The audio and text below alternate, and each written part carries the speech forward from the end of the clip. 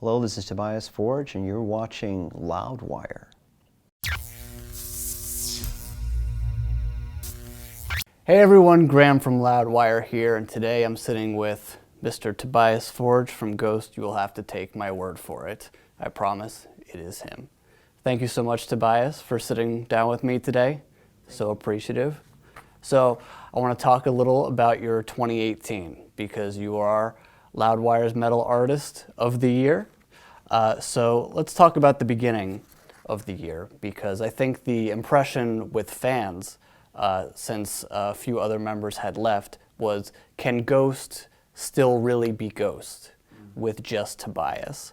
And I know that you've said that Ghost was really kind of a solo project from the beginning, but I don't know if fans were quite sure. Did that cause any stress at all? Of course, there was a sense of urgency making this record, with regards to the idea of having to basically prove my, for lack of a better word, ownership, or prove my. Basically, I had to claim my own craft, which is on one hand annoying, of course, but also on the other hand, it's very it's of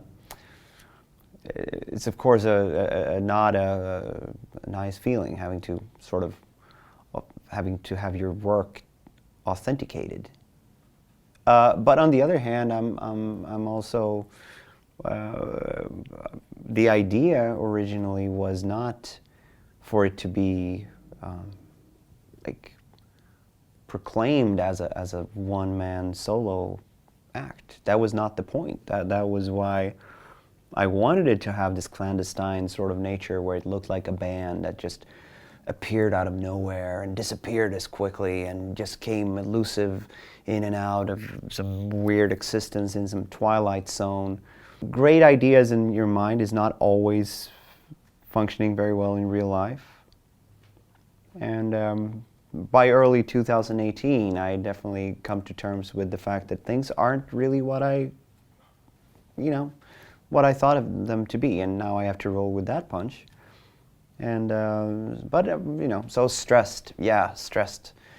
It hasn't been 100% just nice feeling, but I cannot say that making Meliora and releasing Meliora or recording Infestissimum was completely relieved of stress either. It's just that you just go through different phases. It's always like the hard second record, and then the crucial third record, and then the life-threatening fourth record, and then the crucial fifth record. I don't know if you ever reach a plateau where you feel fine about phoning a record in without giving two shits. Then maybe it's time to quit. Yeah. Well, Ghost has always been about change, constant change. And when we were first introduced to the Cardinal earlier this year, he was a much different character than what he turned out to be. So when he was originally introduced to us, he was sort of an anti-rock star, a guy who seemed like he wasn't quite ready for the spot that he was about to fill. Can you tell me about presenting him in that way before the eventual switch in the Rats video? Well, I mean, the idea for the narrative is basically to tell a story from how one or several persons develop from A to B to C and maybe onwards, whereas in the past it was like, here we are at D. It was you already saw someone accomplished out of nowhere, which I felt was kind of underwhelming from a storytelling point of view. It's not strong because well, you can do it a couple times, but then after a while there will be the will to explore the character, the same way that once let's say Halloween as a franchise, as soon as there came more more than 1 and 2. 3 obviously was sidetracking completely, but then when there was these remakes, there was the need to sort of like go a little bit deeper. Same with Texas Chainsaw Massacre. You had to explain Leatherface a little bit more. It's just something within us that we want to explore something a little bit deeper. And I'm saying that it's not always great doing that, but I definitely think that Ghost as a project and a Ghost as a band and the mythos of what we're trying to do definitely was aided by a different dish this time. When the Rats video finally hit, we saw the Cardinal as he was meant to be in that rock star persona. You know, he came out like a Fred Astaire mixed with a Michael Jackson and a Freddie Mercury doing ballet moves, and I think he blew everybody away. As you were saying, the storytelling of him developing, I think we got that first step with Rats. Did the reception to the Cardinal, did that make you happy when you saw how people were receiving him with the Rats video? Oh, of course. Of course. Anything that you do and that you present to the world and it's not, you know, being received as a plastic bag with a turd in it, of course that's going to be gratifying. I'm always a bit torn when it comes to, I'm not you know, as much as I like change in one way, I'm also a little bit of a stickler about like not changing too much. So I struggle in the beginning as well, getting used to seeing photos of this new character that I'm not really used to, and so despite like seeing comments of the Rats video or the Rats song being well received, that doesn't necessarily mean that I am okay. I'm home now. I'm like home free. It's still a growing process. But now I definitely think better of him. Okay, I think I saw in an interview that you said you didn't quite like him, at least at one point. He's not someone that you liked. No, to begin with, I wasn't very fond. We learned this year that not only were Papa 1, 2, and 3 sort of kept in a storage room for quite some time, but they were murdered, and their bodies have been shown in special VIP tour packages for fans to view their bodies. Yeah. Was that a difficult decision to give them the axe? No. No. It was very easy. What else were they going to do? They're not contributing, and now they are. Do you think killing them was almost an act of mercy? In the fact that they were kind of rotting away in a closet, as you said, not contributing, and now they are? Yeah, no, I think it was a wise decision when it comes to real estate. I think it was good management, I would say. You utilize something that is useless and it becomes useful. And people are happy about it, so it's all a win-win. Yes. So then the next step of this year for you was, I think, the Danse Macabre video. Originally premiered on Instagram stories in a very interesting way, back to back to back, with all these amazing people, all these amazing musicians, metalheads, athletes, actresses who obviously love Ghost a lot. Can you tell me about creating the idea for that initial Danse Macabre video?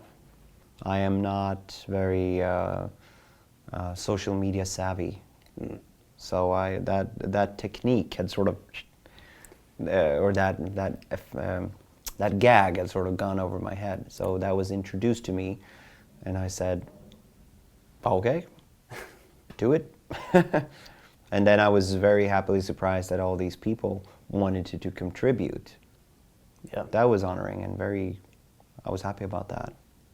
Yeah, with Phil Anselmo calling it a huge, huge song right off the bat before it in fact became a huge song for Ghost.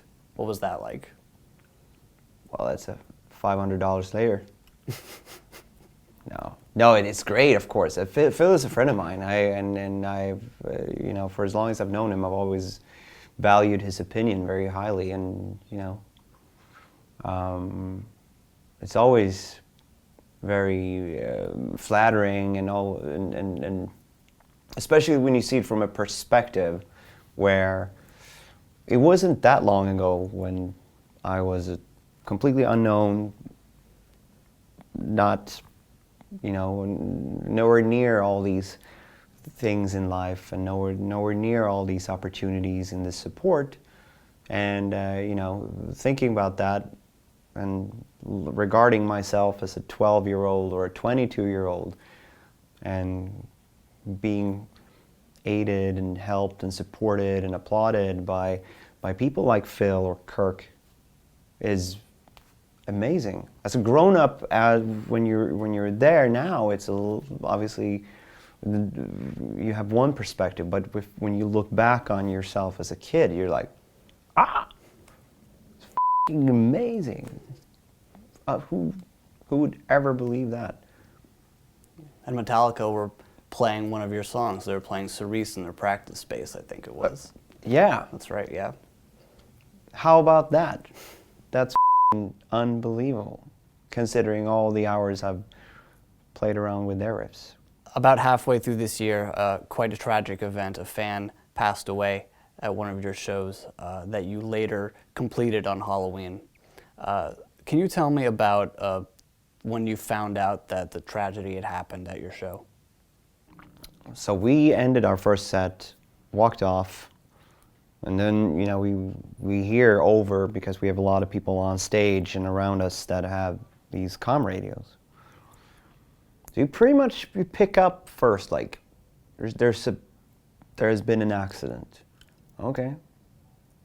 Accidents at a rock show is not very unusual, but usually an accident is like maybe someone broke an arm, maybe someone fainted, broke a nose or something, a fight, something like that. But then within maybe 5 minutes, it was pretty clear that this was something different, and to make things a little bit more,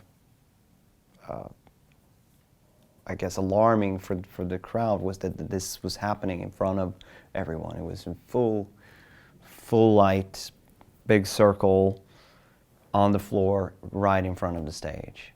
You know, we were just waiting around in backstage for a word of what is actually happening. So everything was everything was put on halt, and after maybe 25 minutes of resuscitation attempts,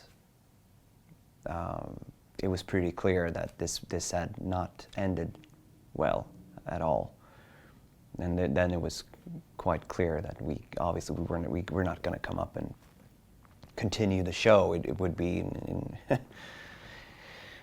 poor taste and very unsuitable, and